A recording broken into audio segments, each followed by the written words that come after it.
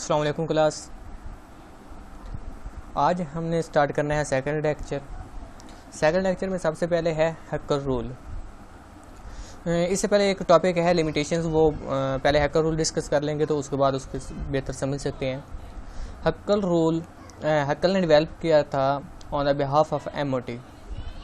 तो hacker rule क्या होता है? ये 4n pi plus 2 pi electrons, ये एक एक्सप्रेशन है। इसका मतलब ये होता है कि अगर किसी भी साइक्लिक प्लेनर कंपाउंड में 4n प्लस 2 पाई इलेक्ट्रॉन्स हों तो वो कंपाउंड एरोमेटिसिटी शो करेगा। ये एरोमेटिक करैक्टर है। अब n क्या है? n क्या नंबर ऑफ रिंग्स है? नहीं, बिल्कुल भी नहीं। n कोई भी नेचुरल नंबर है 0 से लेकर ऑनवर्ड 1 2 3 4, उससे मल्टीप्लाई करें तो वो हैकर रूल है। यहाँ पे कैसे इंप्लीमेंट करना है इसको किसी भी कंपाउंड साइक्लिक और प्लेनर कंपाउंड पे चेक करने के लिए कि वो एरोमेटिक है या नहीं। तो पहले n को हम 0 से मल्टीप्लाई करते हैं तो ये आंसर आएगा 4 multiply 0 plus 2 is equal to 0। अगर इज इक्वल टू 2। तो किसी भी एरोमेटिक कंपाउंड में अगर 2 इलेक्ट्रॉन्स होते हैं, 2 पाई इलेक्ट्रॉन्स हों तो वो कंपाउंड एरोमेटिक होगा। किसी भी साइक्लिक प्लेनर कंपाउंड में 2 पाई इलेक्ट्रॉन्स हों तो वो कंपाउंड एरोमेटिक होगा। इसी तरह अगर n को 1 से मल्टीप्लाई करेंगे तो 6 आंसर आ जाएगा। अगर 6 पाई इलेक्ट्रॉन्स हैं किसी साइक्लिक प्लेनर कंपाउंड में तो वो कंपाउंड एरोमेटिक कहलाएगा। अगर इसी तरह फिर आगे 2 से मल्टीप्लाई करें तो 10 आंसर आया, और 10 पाई इलेक्ट्रॉन्स वाला भी कंपाउंड साइक्लिक कंपाउंड ही कहलाएगा। एरोमेटिसिटी शो करने के लिए और क्या क्या प्रॉपर्टीज़ हैं वो जो हमने पहले 4 पढ़ी हैं प्रॉपर्टीज़ जो कि रिक्वायर्ड हैं एरोमेटिसिटी के लिए। फर्स्ट क्या है? Compound should be cyclic. Second planar. Third compound must show conjugation and conjugation और डिलोकलाइजेशन और कह सकते हैं, और रेजोनेंस कह सकते हैं। एंड फोर्थ प्रॉपर्टी है कि उस कंपाउंड को 4n प्लस 2 पाई इलेक्ट्रॉन ये शो करवाना चाहिए, ये पाई इलेक्ट्रॉन्स उसमें मौजूद हों तो वो क्या कहलाएगा? हैकर रूल कहलाएगा। ये सारा कुछ यही बताया गया है कि कौन कौन सा monocyclic coplanar system that process 4n plus pi 2 electron system are aromatic. And then अब मोनोसाइक्लिक कंपाउंड, यहाँ पे हैकर रूल की एक लिमिटेशंस हैं और उसकी लिमिटेशन ये है कि जो हैकर रूल है वो सिर्फ और सिर्फ मोनोसाइक्लिक कोप्लेनर सिस्टम के लिए इम्प्लीमेंट होता है। जबकि पॉलीसाइक्लिक आता है तो पॉलीसाइक्लिक में चंद एक के लिए इम्प्लीमेंट होता है। चंद एक polycyclic aromatic compound Hückel rule वे करते हैं और बाकी जो हैं वो नहीं करते। इसलिए ये fully satisfied just monocyclic compounds को ही करता है। And after that we study monocyclic planar system. अब मोनोसाइक्लिक प्लेनर सिस्टम क्या होते हैं? वो सिस्टम जो एक ही साइकिल पे मुश्तमिल हो, जो एक ही रिंग पे मुश्तमिल हो, मोनोसाइक्लिक लाता है। इसी तरह पॉलीसाइक्लिक क्या होता है? पॉलीसाइक्लिक जो एक से ज़्यादा रिंग्स पे मुश्तमिल होते हैं। अब मोनोसाइक्लिक प्लेनर सिस्टम अगर वो एरोमेटिसिटी शो कर रहा है, हैकर रूल ओबे कर रहा है और एरोमेटिसिटी के लिए बाकी जो चीज़ें रिक्वायर्ड हैं उनको फुलफिल कर रहा है, यानी 4 पॉइंट्स ऑफ एरोमेटिसिटी जो हमने पिछले लेक्चर में डिस्कस किए हैं, तो वो एरोमेटिक होगा, अदरवाइज वो नॉन एरोमेटिक होगा। अब 4n प्लस 2 ये पाई इलेक्ट्रॉन्स वाला फार्मूला ये एरोमेटिक कंपाउंड के लिए है, जबकि सिंपली 4n अगर पाई इलेक्ट्रॉन्स हों किसी भी कंपाउंड में तो वो वाला फार्मूला किसके लिए होगा? नॉन एरोमेटिक के लिए। तो सबसे पहला पॉइंट है सिस्टम हैविंग 2 पाई इलेक्ट्रॉन्स। यहाँ पे n इज इक्वल टू 0 आ गया। अगर n 0 करेगा 4 multiply 0 is equal to 0 plus 2 is equal to 2 electrons, तो 2 पाई इलेक्ट्रॉन्स है। अब यहाँ पे ये एग्जांपल दी हुई है साइक्लोप्रोपिनाइल केटाइन की। अब साइक्लोप्रोपिनाइल केटाइन में कितने पाई इलेक्ट्रॉन्स हैं? यहाँ पे 2 पाई इलेक्ट्रॉन्स हैं, सिंपल। ये एक प्रॉपर्टी और भी होती है एरोमेटिसिटी के लिए, क्योंकि एरोमेटिक कंपाउंड अनसैचुरेटेड कंपाउंड हैं तो इनको sp2 हाइब्रिडाइजेशन शो करनी चाहिए, ये मस्ट है।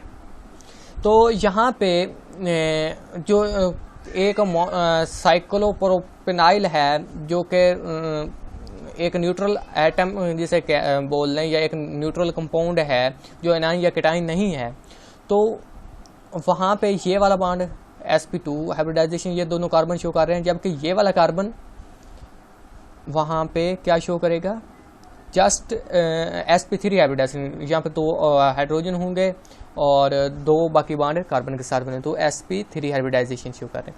अब यहाँ से क्या होता है कि एक हाइड्राइड आयन रिमूव हो जाता है और इस रिंग पे पॉजिटिव चार्ज आ जाता है, और पॉजिटिव चार्ज आएगा तो अब इसमें पाई इलेक्ट्रॉन्स कितने बचे बाकी, जस्ट 2 पाई इलेक्ट्रॉन्स हैं।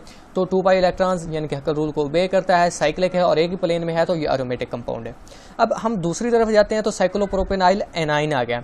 साइक्लोप्रोपेनाइल एनाइन, अब यहाँ पे ये जो कार्बन होता है इसमें से 2 हाइड्रोजन होते हैं, और यहाँ पे हमने हाइड्राइड आयन को रिमूव कराया था, यहाँ पे हाइड्रोजन आयन यानी कि H पॉजिटिव आयन रिमूव हो जाता है, और हाइड्रोजन और कार्बन के दरमियान जो बॉन्ड होता है वो बॉन्ड कार्बन पे शिफ्ट हो जाता है, यानी कि वो 2 जो इलेक्ट्रॉन्स होते हैं हाइड्रोजन और कार्बन के दरमियान वो कार्बन पे ही शिफ्ट हो जाते हैं। तो वो क्या, अब देखें, अब हम बेंजीन का जब वो हम रेजोनेंस करवाते थे तो वहाँ पे एक स्ट्रक्चर, जब हम नेगेटिव वहाँ पे शो करवाते थे तो हम वो पाई बॉन्ड को जहाँ पे शिफ्ट करते थे जिस कार्बन पे, वहाँ पे नेगेटिव चार्ज होता था। तो उस नेगेटिव चार्ज का मतलब क्या हुआ कि एक पाई बॉन्ड के इलेक्ट्रॉन्स वहाँ पे शिफ्ट है, यानी कि 2 इलेक्ट्रॉन्स। अब यहाँ पे देखते हैं कि कितने इलेक्ट्रॉन्स हैं साइक्लोप्रोपेनाइल एनाइन में। जी हाँ, यहाँ पे 2 ये पाई बॉन्ड वाले और 2 नेगेटिव चार्ज वाले, तो 4 पाई इलेक्ट्रॉन्स हुए। अब 4 पाई इलेक्ट्रॉन्स हैं यानी कि 4 पाई इलेक्ट्रॉन्स, तो 4 पाई इलेक्ट्रॉन्स एंटी एरोमेटिक का फार्मूला है, एंटी एरोमेटिक कंपाउंड। तो this does not obey 4n+2 pi electrons वाला फार्मूला जो कि हक्कर रूल का है वो ओबे नहीं करता, इसलिए ये नॉन एरोमेटिक कंपाउंड होगा। अब इस कंपाउंड को देखते हैं, यहाँ पे कितने पाई इलेक्ट्रॉन्स हैं, 2+2 4 पाई इलेक्ट्रॉन्स हैं, तो ये नॉन एरोमेटिक है।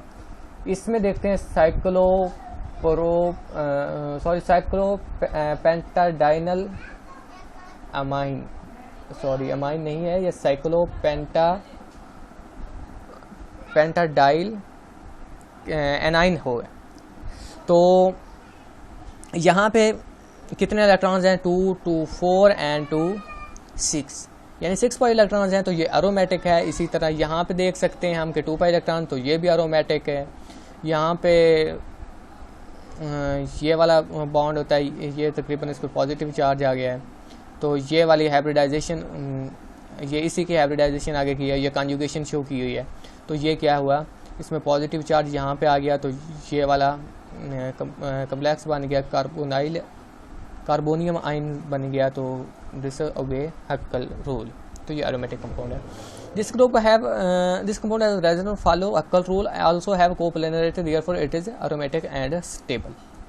तो जैसा कि अब हमने ये पढ़ा है कि जो होते हैं एरोमेटिक कंपाउंड्स होते हैं वो क्या कौन से शो करते हैं, एडिशन रिएक्शन शो नहीं करते, वो सब्स्टिट्यूशन रिएक्शन शो करते हैं। अब यहाँ पे देखें तो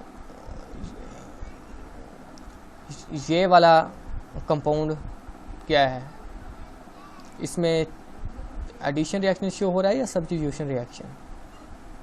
ये इसमें 2 पाई इलेक्ट्रॉन्स यहाँ पे हैं, तो 2 पाई इलेक्ट्रॉन्स यहाँ पे हैं, तो 4 पाई इलेक्ट्रॉन्स हैं। तो ये एरोमेटिक कंपाउंड है या non aromatic, definitely non aromatic compound होगा। और ये सब्स्टिट्यूशन रिएक्शन शो कर रहा है, ये हाइड्रोजन आयन, ये वाला पाई इलेक्ट्रॉन इस पर अटैक करेगा तो ये यहाँ पे OH बन जाता है। ये आगे नेक्स्ट देखते हैं, तो ये एडिशन हुई है, सब्स्टिट्यूशन नहीं हुई है। सब्स्टिट्यूशन का मतलब है किसी भी एटम को रिप्लेस करना।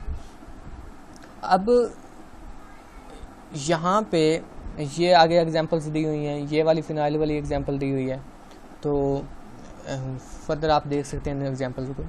सिस्टम हैविंग 6 पाई इलेक्ट्रॉन्स यानी कि n इज इक्वल टू 1।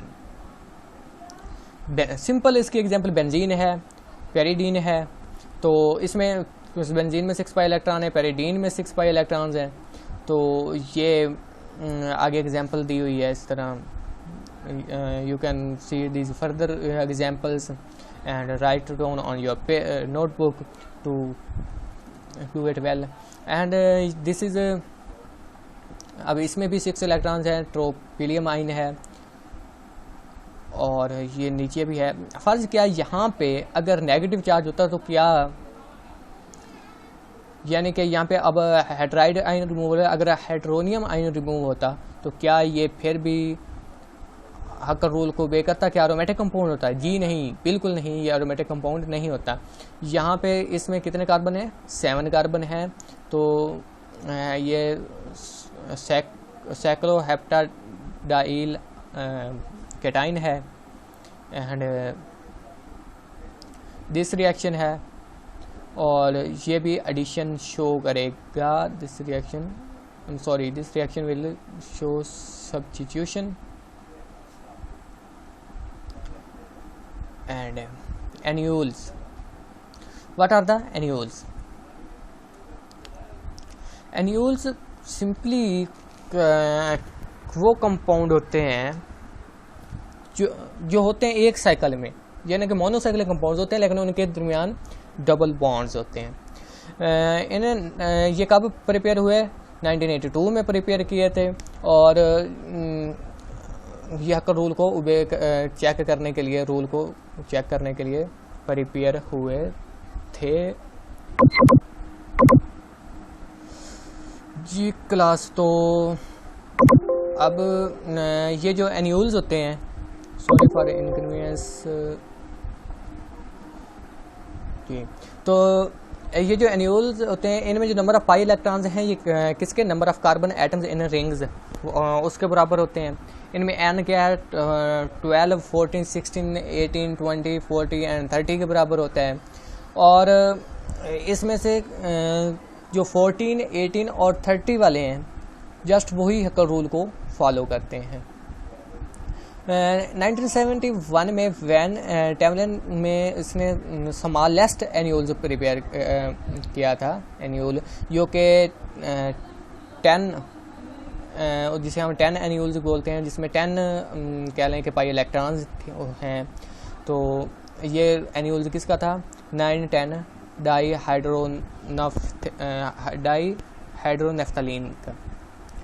तो थर्ड जो पॉइंट है हमारा है सिस्टम हैविंग 10 पाई इलेक्ट्रॉन्स। ये स्मॉलेस्ट एन्यूल्स हमने ऊपर पढ़ा है कि कब प्रिपेयर हुआ, तो वो n इज इक्वल टू 2। यहाँ पे n कितना होता है? 2, 10 पाई इलेक्ट्रॉन्स। तो ये एन्यूल्स हैं। अब देखें, ये एक स्ट्रक्चर है, इसमें 10 पाई इलेक्ट्रॉन्स हैं। 1, 2, 3, 4, 5 पाई बॉन्ड, तो 10 इलेक्ट्रॉन्स हुए। अब क्या होता है कि यहाँ पे ये वाला हाइड्रोजन और ये वाला हाइड्रोजन ये आपस में जो 1 और 6 पोजीशन पे हाइड्रोजन लगे हुए हैं, तो ये एक दूसरे को ना रेपल करने की कोशिश करते हैं। अब रेपल करने की कोशिश करते हैं तो क्या होता है फिर? जब ये एक दूसरे को रेपल करते हैं तो जो ये कंपाउंड है ये आउट ऑफ प्लेन की तरफ चला जाता है, मतलब कि उसमें मोनोप्लेनर नहीं रहता, ये आउट ऑफ प्लेन हो जाता है। तो अब इस चीज़ को उन्होंने ओवरकम करने के लिए क्या किया कि CH2 ग्रुप को 1 और 6 पोजीशन पे उन्होंने लगा दिया, CH2 ग्रुप यानी कि मिथाइलिन ग्रुप। तो अब जब ये वाला ग्रुप इंट्रोड्यूस यहाँ पे करवाया तो ये वाला जो था, मतलब कि रेपल जो एक दूसरे को रेपल कर रहे थे, तो वो इफेक्ट कैंसिल हो गया और ये एक ही प्लेन में है। अब ये उसके बाद जो सब्स्टिट्यूशन रिएक्शन देता है और एरोमेटिक कंपाउंड की तरह बिहेव करने लगा। उसके बाद और भी बहुत से कंपाउंड प्रिपेयर किए गए और आगे से उन्हें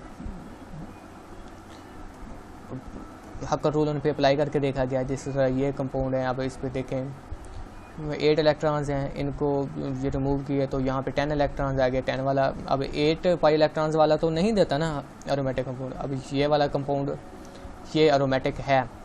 उसके बाद फोर्थ सिस्टम हैविंग 14 पाई इलेक्ट्रॉन्स, यानी एन यहाँ पे कितना है 3, तो 14 पाई इलेक्ट्रॉन्स हैं। अब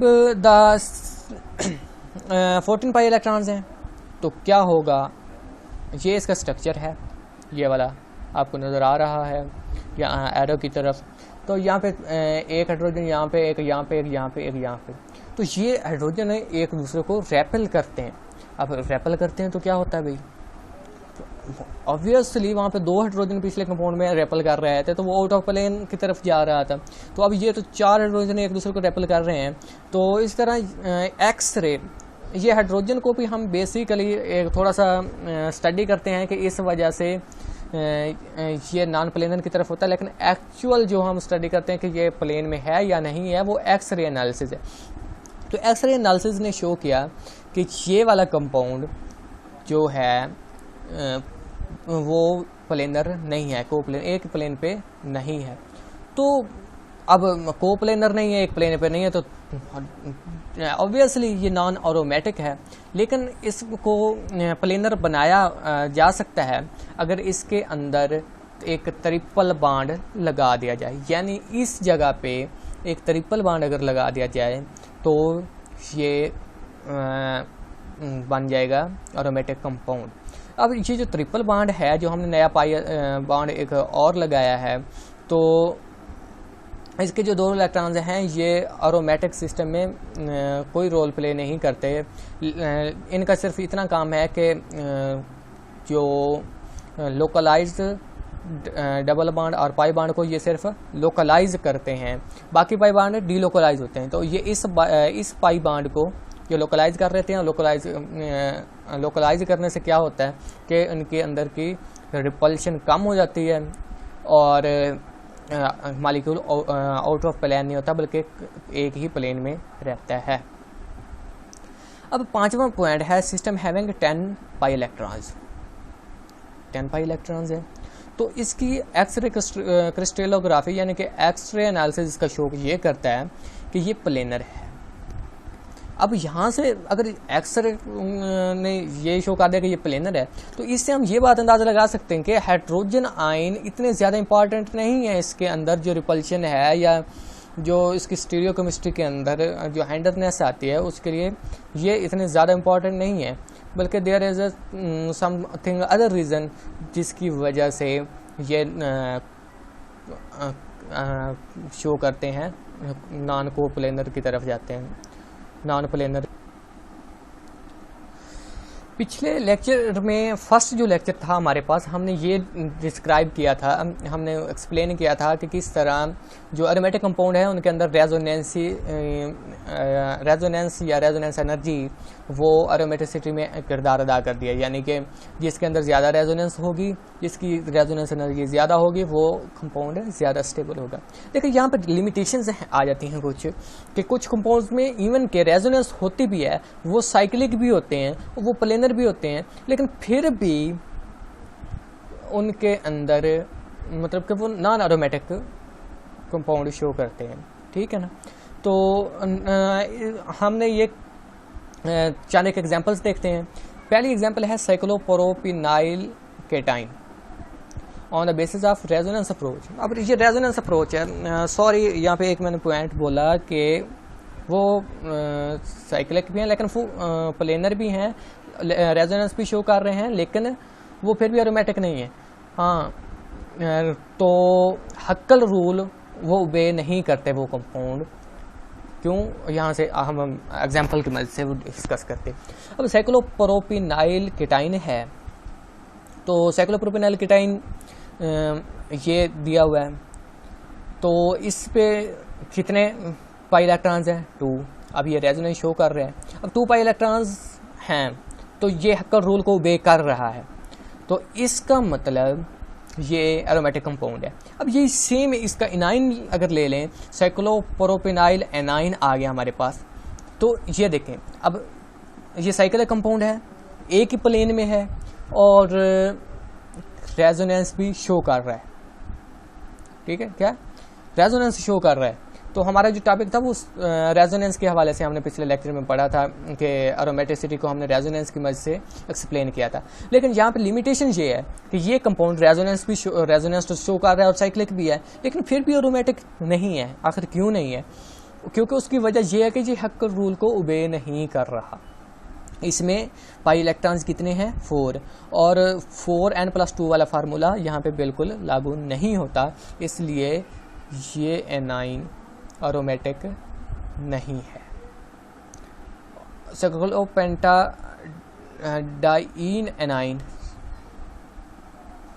cyclopentadiene A9 is aromatic. Yes, this is right. इसमें 6 इलेक्ट्रॉन्स हैं, तो ये एरोमेटिक डेफिनेटली है। यहाँ पे अपने नोट्स में ये करेक्शन कर लीजिएगा। ये जो रेजोनेंस शो की हुई है ये वाली गलत है, ये मैं आपको दिखा देता हूँ। आप यहाँ पे अपने नोटबुक्स पे कॉपी कर सकते हैं उसको। ये वाली रेजोनेंस उसमें डबल बॉन्ड शो नहीं किए हुए और ये नेगेटिव चार्ज नहीं शो हुआ। यहाँ पे लोन पेयर यहाँ पे शिफ्ट हुआ तो यहाँ पे डबल बॉन्ड बन गया, और यहाँ नेगेटिव चार्ज और ये वाला बॉन्ड यहाँ पे शिफ्ट होगा तो क्या हो जाएगा? यहाँ पे नेगेटिव चार्ज आएगा। फिर ये वाला बॉन्ड यहाँ पे शिफ्ट होगा तो यहाँ पे नेगेटिव चार्ज आ गया इस कार्बन पे, और ये वाला जो पाई इलेक्ट्रॉन्स हैं ये यहाँ पे पाई बॉन्ड बना लेते हैं। इस तरह आप इस रेजोनेंस स्ट्रक्चर को करेक्ट कर सकते हैं अपने नोट्स में। After that cyclopentadiene cation is also an aromatic compound. ये भी एक गलती है नोट्स में, ये कर लीजिए, क्योंकि cyclopentadiene cation is not an aromatic compound. अब कैसे?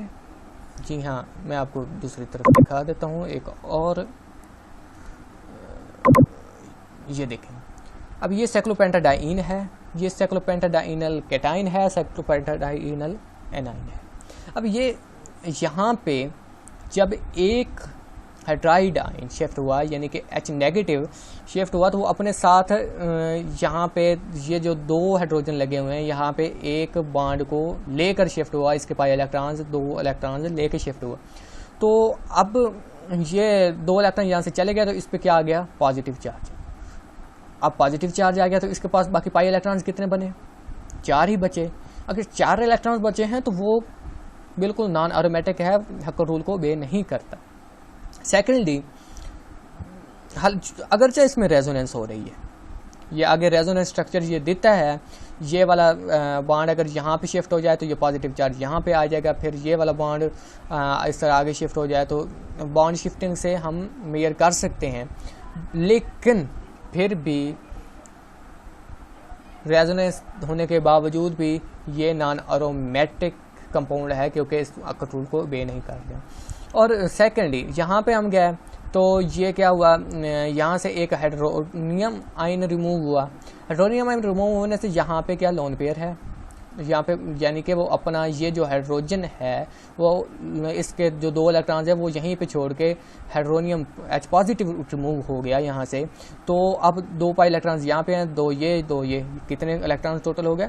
6। तो ये एरोमेटिसिटी शो करेगा।